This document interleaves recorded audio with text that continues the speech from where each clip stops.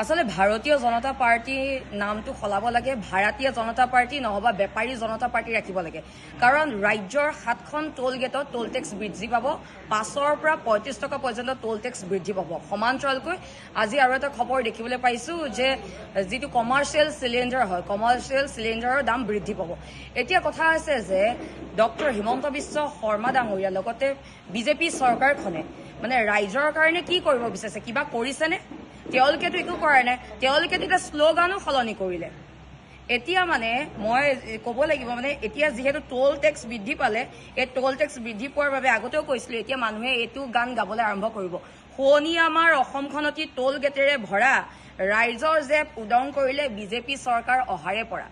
এতিয়া বিজেপি চৰকাৰখনে কিছুদিনৰ আগতে কৈছিলে যে ৰাইজ ৰিল বনাওক উন্নয়নৰ আমি যি উন্নয়ন কৰিছো সেই উন্নয়নৰ ওপৰত আপোনালোকে ৰিল বনাওক ৰিলৰ প্ৰতিযোগিতা পাতিছিলে আৰু পুৰস্কাৰ দিম বুলি কৈছিলে 50,000 1 লাখে এতিয়া অসমবাসী ৰাইজক আমি ক'ব বিচাৰিছো যে ৰাইজ আপোনালোকে 7খন টোল গেটত থিয় হৈ পেলাই ভিডিঅ' বনাওক কাৰণ টোল টেক্স বৃদ্ধি পাব 5ৰ পৰা 35 টকা পৰ্যন্ত আমাৰ পকেটৰ পইচাই যাব ৰাতিপুৱা শুই তাৰ পৰা ৰাতি শুৱালৈকে আমি টেক্স দি আছো আৰু সমান্তৰালকৈ গেছৰ দোকানৰ সন্মুখত থিয় হৈ পেলাই আপোনালোকে ভিডিঅ' বনাওক কাৰণ এইখন চৰকাৰে ৰিল বনাবলৈ কৈছিলে নহয় এয়া উন্নয়ন নেকি এয়া উন্নয়ন নে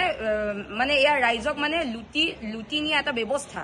এয়া বিকাশ নে বিনাশ আৰু মুখ্যমন্ত্ৰী হিমন্ত বিশ্ব শৰ্মা ডাঙৰীয়াই জাতি শ্লোগান অতৰাই পেলাই এতিয়া মাটি ভেটি আৰু বেটি লগতে ৰুটি শ্লোগান মানে তেওঁ নতুনকৈ আৱিষ্কাৰ কৰিছে এতিয়া মুখ্যমন্ত্ৰী হিমন্ত বিশ্ব শৰ্মা ডাঙৰীয়াক সুধিব বিচাৰিছো মাটি কোনে ৰক্ষা কৰিব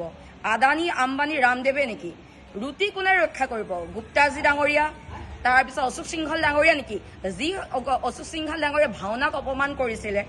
গুপ্তাজী ডাঙৰীয়া নিজৰ অসমীয়াটোৱে ভালদৰে ক'ব নাজানে স্কুল বন্ধ কৰি পেলাই নিৰ্বাচনী প্ৰচাৰ চলাই য'ত ল'ৰা ছোৱালী পাঠদান কৰাব লাগে য'ত স্কুলৰ বেল বজাব লাগে সেই পাঠদান আধাতে সামৰি আপোনালোকে নিৰ্বাচনী প্ৰচাৰ আৰম্ভ কৰিছে গুপ্তাজী নিচিনা মানুহে তেওঁলোকক ৰুটি ৰক্ষা দায়িত্ব দিছে মাটি ৰক্ষা আদানী আম্বানীক দিছে মানে আৰু জাতিটোতো গ'লে জাতিটো আপোনালোকে শেষে কৰিলে আৰু বেটি আৰু কি কম মানে আপোনালোকৰ চৰকাৰ চলি থকা সময়ত বেটি শোষণ আৰু বেটি ধৰ্ষণ হৈছিলে উদাহৰণ যদি চাই 7টা বজাত আপোনালোকে বাজপেয়ী ভৱনত মহিলা প্ৰৱেশ কৰিব নিদিয়ে জোনমণি ৰাভা ইন্দ্ৰাণী তহলবিদাৰ আমাৰ জোনালী নাথ কিমান মহিলা সেইবিলাক মহিলাই জানো ন্যায় পালে নাপালে তাতকৈ যদি আৰু এখোপ ওপৰত যাওঁ তেনেহ'লে ব্ৰিজভূষণ যি মহিলা ৰেচলাৰক অপমান কৰিছিলে তাৰ পিছত যদি চাওঁ আশাৰাম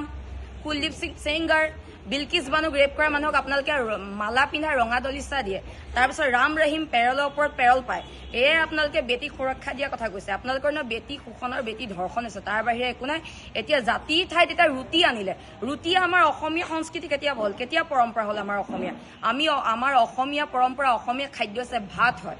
ৰুটি হৈছে আপোনাৰ বিহাৰ উত্তৰ প্ৰদেশ ঝাৰখণ্ড ৰাজস্থান এইবিলাকৰ ৰুটি আমাৰ অসমীয়াৰ ভাত হয় আপুনি যদি অসমীয়া মানুহ হয় আপুনি যদি চিনাকি মানুহ হয় ডক্টৰ হিমন্ত বিশ্ব শৰ্মা ডাঙৰীয়া তেন্তে আপুনি ৰুটি নকলেহেঁতেন জাতিটোতো বিক্ৰিয়ে কৰিলে চিনাকি অচিনাকি কৰি পেলাই এতিয়া জাতিৰ কথা আপুনি নকয়তো এতিয়া মাটি বেটি ভেটি আৰু